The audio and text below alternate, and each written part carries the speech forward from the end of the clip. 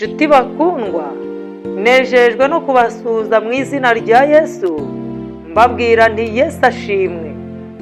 Muri kumwe n'Uwineza Juliette, tugiye kubana mu ijambo ry'Imana rifite insanganyamatsiko ivuga ngo Mana yo mu butayu ntikwibagize ibigugu by'i Kanani. Mbere yuko tujya mu busobanuro bw'iri jambo, reka dusenga Imana. Data mwiza udukunda cyane uri mu ijuru, turagushimye, izina ryawe rihimbazwe. Urakoze cyane ko duhaye uburyo bwo kubana mu ijambo ryawe. Ndagusaba ngo njye n'aba bavandimwe tugiye gutega amatwi ijwi ryawe rivugana natwe binyuze mu byanditswe byera, utuyoboreshe umwuka wawe wera, ngo twumve icyo ushaka ko twumva, kandi ubushake bwawe bwuzurire mu mitima yacu, ngo twiteguze ingoma yawe tuzayibane mu buziraherezo. Mbisabye Imana mu izina ryiza rya Yesu, amina. Nshuti mukundwa, reka nkurarike. Mana yo mu butayu ntikwibagize ibigugu by'i Kanani. Umuririmbyi yararirimbye aravuga ati, twabuze gakondo muri iyi si, tuyirimo turi abasuhuke. Pawulo arabishimangira mu rwandiko yandikiye Abafilipi, ni mu gice cya 3:20, aravuga ati, ariko twebweho iwacu ni mu ijuru. Nshuti bakundwa, turi mu isi, turi abashyitsi, turi n'abimukira, turangamiye gakondo y'abaturage bazabaho iteka ryose, ni gakondo yo mu ijuru. Reka twumve iki byanditswe byera biratubwira. Iyo dusomye mu gitabo cy'Itangiriro, ni mu gice cya 37, turahasanga umugaragu w'Imana Yakobo wari ufite abana.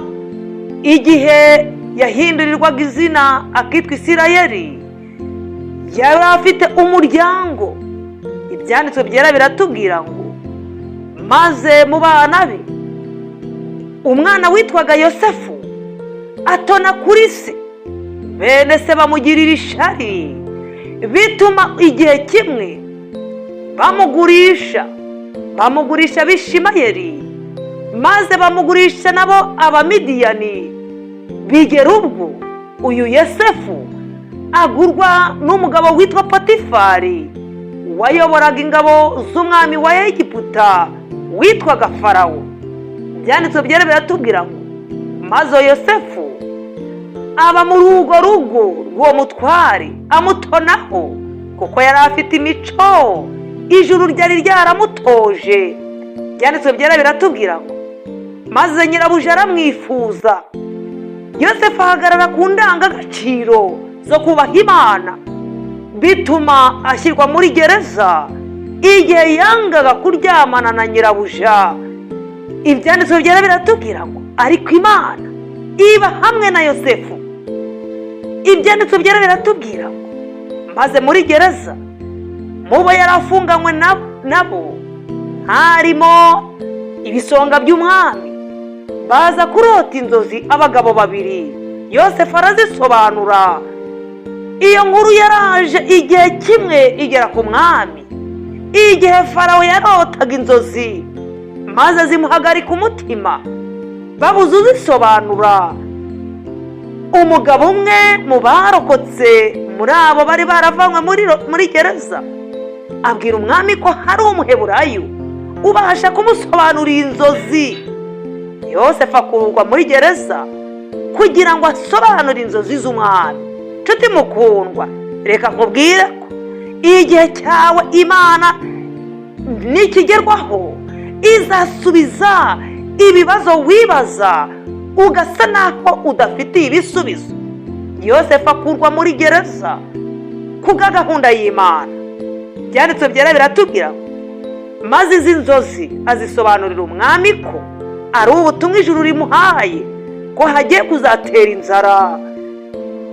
Maze umwami abona ko nta wundi wamubera umucungamutungo, wamuhunikira ibyo kurya byamazamara igihe gihwanye n'icyo ubu butumwa bwari bwamubwiye. Yosefu aba umucungamutungo w'ibwami. Byanditswe byera biratubwira ngo maze inzara rero Yosefu yari yarasobanuriye umwami ko izamara imyaka 7. Inzara iratera. Yosefu yari yaramaze guhunika ibiribwa. Ibihugu bizengurutse Egiputa byose byinjirwa n'inzara. Egiputa yonyine niyo yasigaye idafite inzara. Reka nkubwire nshuti mukundwa, aho umuntu w'Imana ari haba hari ubukungu bw'ijuru. Nituba mu ruhande rw'Imana, Imana izadutungisha. Pawulo yandikiye Abefeso ni mu gice cya 2 arababwira ati Imana yaduhereye ubutunzi bwose muri Kristo. Natwe nitwakira Yesu akaba inshuti yacu, akaba umugenga w'ubuzima, ubukungu bwose dukeneye tuzabubonera muri we. Byanditswe byera biratubwira ngo maze Yosefu aba umucungamutungo w'ibwami. Ariko igihe kigeze nshuti, ibihe bijya bihinduka.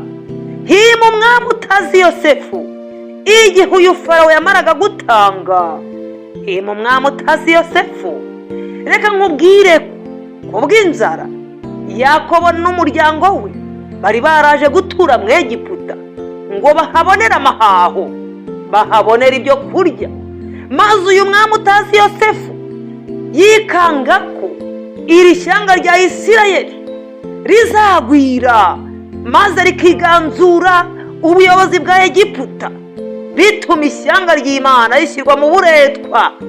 Byanditswe byera biratubwira ngo maze Abisirayeli bashyirwa mu buretwa. Uburetwa burabanihisha. Igitabo cyo Kuva ni mu gice cya 2 umurongo wa 23 kugeza ku murongo wa 25. Maze Abisirayeli baraniha, umuniho urazamuka kugera mu ijuru. Imana yibuka isezerano yagiranye na Aburahamu na Isaka na Yakobo kwizabaha igihugu cy'isezerano cya Kanani. Imana ihagurutse umugaragu wayo witwa Mose ngo akurire ishyanga mu Egiputa ryerekera i Kanani mu gihugu cy'isezerano. Maze barahaguruka, isaha yo kuva mu Egiputa igeze berekera i Kanani.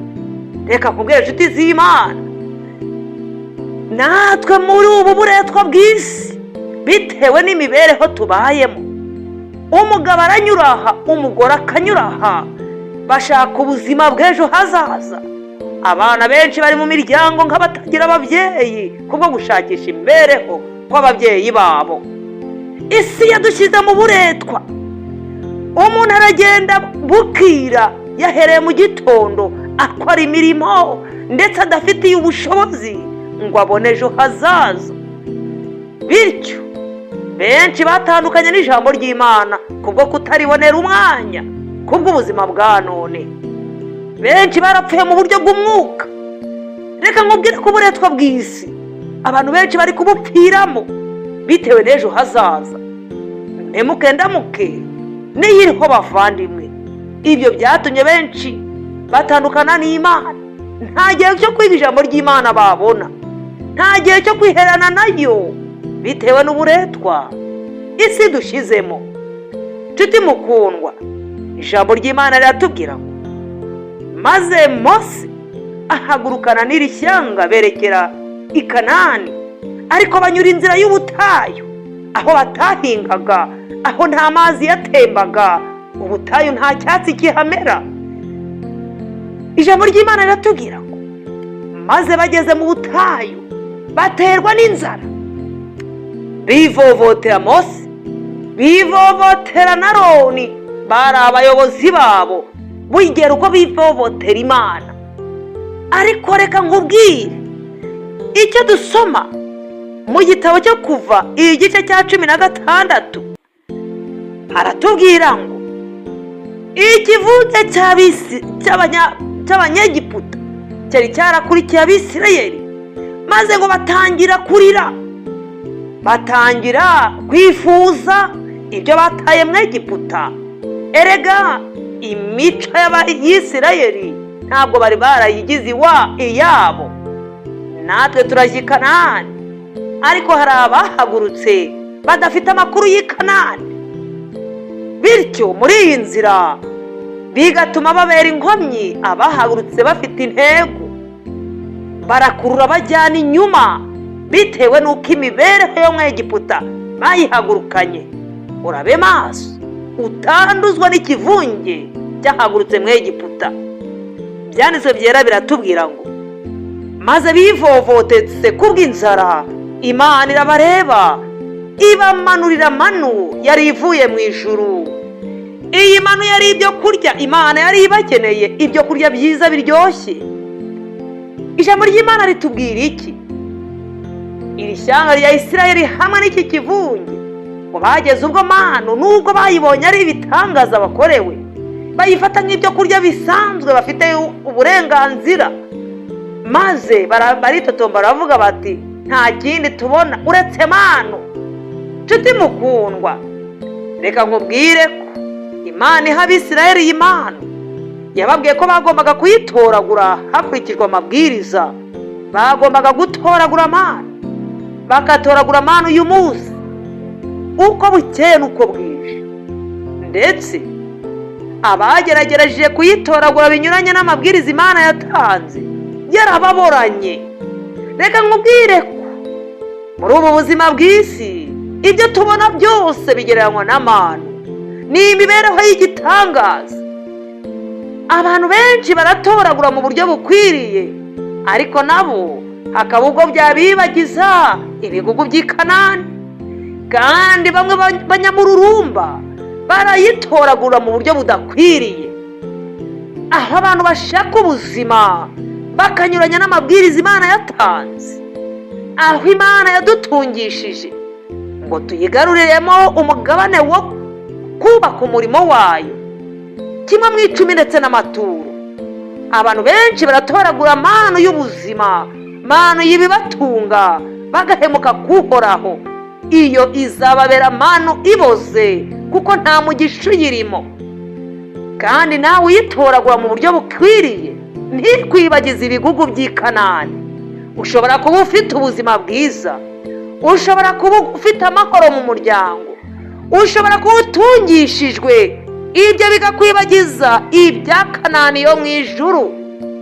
Menya ko ubuzima tubayeho ari ugutoragura manu, aho umuntu ashaka ibimutunga yamara kubibona ejo he akaba abaye nyakwigendera, ibyo yashatse akabiruhira akaba arabisize. Ni bangahe biga amashuri bayasoza maze bakagenda batariye ku mushahara? Ni bangahe bagira urubyaro rwamara kubazenguruka bageze igihe cyo kunezerwa, maze ibyiza by'abana babyaye bakagenda batabibonye? N'abana bangana iki baba bamaze kwizihirwa n'ubusore bwabo kugira ngo bereke ibyiza ababyeyi bakagenda batabonye ibyiza by'abana babo. Reka nkubwire nshuti mukundwa, ubuzima bwo mu isi ni manu.